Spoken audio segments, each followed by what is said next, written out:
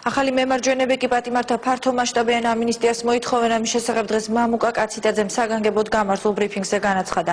მოითხოვთ დაუყოვნებლივ განხორციელდეს ფართო მასშტაბიანი ამინისტია, რომელიც ნაკლებად მძიმე და მსუბუქი დანაშაულისთვის მსჯავრდებულებს და ასეთივე დანაშაულებისთვის წინასწარ პატიმრობაში მყოფ განსასჯელებს შეეხებათ. ნათქვამია ახალი მემარჯვენეების სპეციალურ მიმართვაში. აღნიშნული ინიციატივით მემარჯვენეები საქართველოს ხელისუფლებას მიმართავენ. ახალი მემარჯვენეები მიმართავთ საქართველოს ხელისუფლებას და მოვითხოვთ, რომ დაუყოვნებლივ განხორციელდეს ფართომასშტაბიანი ამინისტია ნაკლებად მძიმე და მსუბუქი დანაშაულის პატიმრებისათვის და ასეთივე დანაშაულის წინასწარ პატიმრობაში მყოფი განსასჯელებისათვის.